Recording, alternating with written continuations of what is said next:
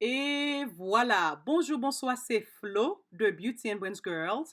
Jodi a mwen monte sur YouTube pour me parler nou de yon programme que ou ka jwenn l'argent stimulus pour li. Nan vidéo ça, moi te fait une vidéo sur ça déjà, moi te expliqué qui programme lié. En pile nan nou te dim Flo, moi ta reme ouvri programme ça tout, est-ce ka fon vidéo pour parler nou ki jan nou ka ouvri programme ça pour nou ka jwenn kob la. Mais fòm di ou gen pile moun qui fait programme ça, yo pa jam, yo toujours gen succès, yo jwenn l'argent dans mes gouvernement, apon ti temps programme la krasé. So, jodi ya, m konen pile nan nou ap di kon sa, OK, Flo, bam numéro téléphone kote m ka jwenn application pour programme lan, dim tout website papier pour m fil pour m jwenn programme lan. Nope, m pa fel kon sa. M pral ba nou information nou besoin pour nou ka gen succès dans programme lan avant. Après ça, moi pour ba nou information sur forme nous supposé remplir qui genre de criteria ou bien critères nous supposé suivre mais avant moi faire ça, m'a ba nou information que nous gen doit pas joindre dans mes agency sa yo. Fòm di nou tout programme ça li rele home care provider. Ça veut dire c'est un monde qui besoin ouvrir on daycare la kali pour bay quelques timoun ou bien parents service, nous pourrons parler de ça. Premièrement, pour ouvrir un home child care provider, sous besoin ouvrir un daycare la kayou, gen différents types de daycare. Gen côté ou ka acheter un kay ou bien louer un kay pour faire li, comme ça tout gen moun qui ka fait la kay li. Jodi nous pas parler de daycare, nous pourrons parler de home care provider. Ça veut dire son monde qui gon on côté li besoin faire des care la kay. OK, c'est de ça nous pourrons parler ou bien c'est des types de daycare ça nous pourrons décortiquer pour vous dans vidéo ça. Premièrement, leur rentrer dans OK, on nous parle de qui sont besoin. Avant ou appliquer pour programme ça, gon agency ou supposé aller. Bon, c'est pas un agency ou supposé aller dans Child Care Resources and Referral ou bien yo relé ça CCRNR. Comme nous gen plusieurs moun k'ap koute dans différents states, m'a fait une vidéo pour me décortiquer plus pour nous si nous intéressés suivre. But là, information pour le la information générale et puis après ça m'a ba information qui plus spécifique. So m'a fait plusieurs vidéos concernant de qui gens ou ka gen succès en tant que yon home care provider. OK. So, l'on fin fill form ça, ou gon on l'autre forme pour fill qui rele carry form. Carry c'est yon form pour qui ka we background nou, ou bien est-ce que son moun qui gen histoire à bize Timoun, sou te kon travay Timoun, est-ce que te kon a bize Timoun, OK? So, carry on list stand for child, abréviation c'est child abuse record information. C'est et puis acronyme là c'est carry, OK? C-A-R-I. Le yo fel, yo pas seulement garder background ou même, but y a gade background moun qui vive la kailan tout. OK? Depuis moun lan 14 ou bien pi wo, y a gade background moun nan tout. Faut moun lan fon carry tout. Qui ça me di pas ça? On nous dit ou son madame ou besoin ouvrir un daycare. Ou gen yon pitit qui gen 15 ans, ou gen mari ou qui gen ou gen mari ou tout. Et puis ou gen l'autre petit qui gen 10 ans. Si moun qui gen 15 ans, y a checké background ni, et puis mari ou y a checké background ni, ou même moi checké background ni. Form carrier moi même moi fait le tout en tant que professeur l'école, li très facile. Ou just feel li well tout state différent, gen côté New Jersey, ou aller ou rempli form là et puis yo fait fingerprint ou bam, yo voye le ba ou résultat, background ou propre ou commencer. OK?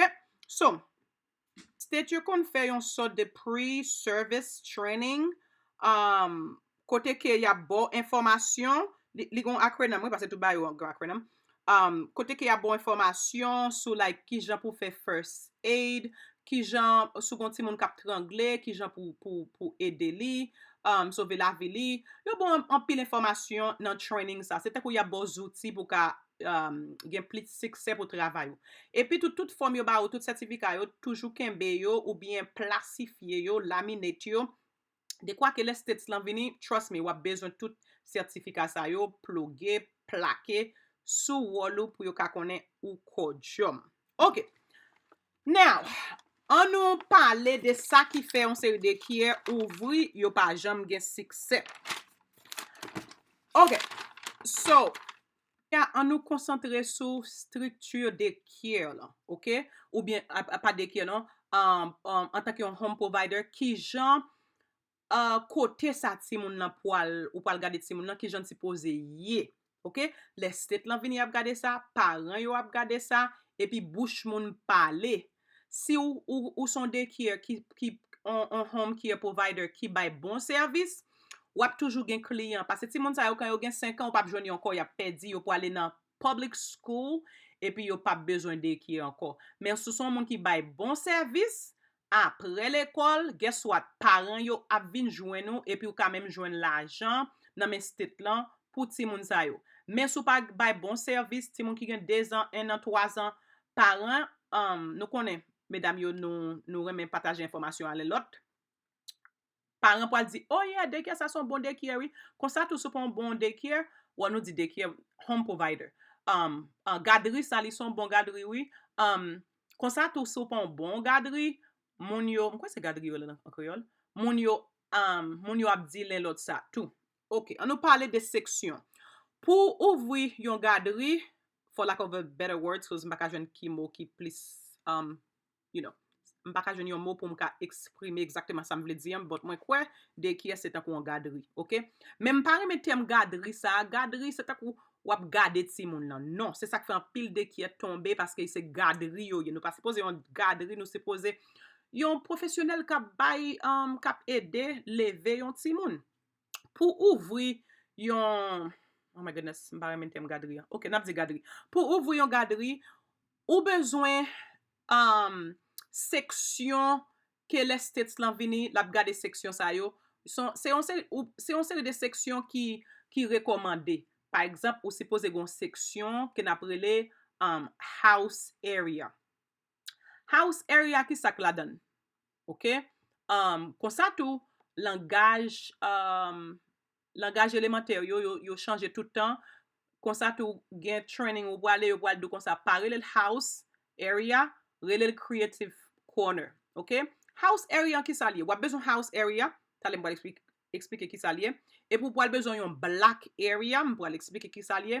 E pou wale bezon yon water area, epi manipulatives area. Now, yo semble yo anpil, yo pa anpil, ditou. Pase ganpil bagay la ka ou ka pran pou mette nan chak area sa yo. Epi de tan zan tan, ou ka jwen yon nan deuxième men. Now, house area ki sak la dan. Oh, apre fin gen 4 area sa yo, house area ou bien creative play, ou bien creative corner, kèlkeswa sa yo rele lan, parce tout state gen diferent non pou yo. Lo fin fe house area, ou fin fe black area, ou fin fe water area, ou fin fe manipulative area, ou si pose gen sing la dan yo. Paske timoun apren de imaj epi mo nan house area, wap ekri house area. Wap ekri bien gros pou timoun yo ka weke, ok, house komanse pa H, wap ekri house area.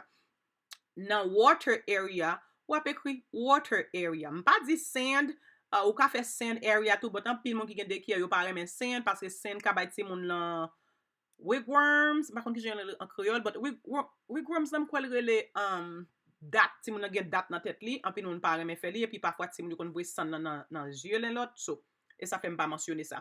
Ou ka gen tou manipulative area. Manipulative lan se tan ou suppose ekri small toys ou bien ou gen wale rele manipulative ou bien ou gen wale rele ou gen wale rele manipulative. Ok? E pi mwen kwe 4e seksyon bliye wil. Mwen te di house, manipulative, water, et puis blacks, oh my goodness, ou suppose ekri black area. So kon yam getan fin palo de 4 seksyon yo, mwen dou fo ekri non yo nan chak seksyon, sa vle di l'estet la rentre pou li di, oh, sa se house area. Ki jom fe konen? Mwen we gen eleman house area la dani, et puis li gen lebo, li dim se house area niye. Oh, sa se black area. Mwen we eleman black area yo, et puis mwen we ki sa ki la dan yo. Ok? So, se kon sa. Now, ki son suppose mette la dan yo? Nan house area, si ou gen ou ka mette rad, ou ka mette kol, par exemple, si ou gon seri de kol li pap itilize anko, ou ka pran yo, mette nan house area, ou ka mette cuillère, plat, et pou ka même mette un ti tab, de kwa pou yo ka chita, pou yo ka jouer. Ok? So nou kitan nan 10 minutes nan video, am besoin faire vidéo ça ou chaque 10 minutes parce que après 5 minutes, attention moun, le plus souvent perdi attention moun nan. M'pa vle fait travail en vain. N'a pou ete là, nous commencer encore, moi pral fini expliquer au rest area yo.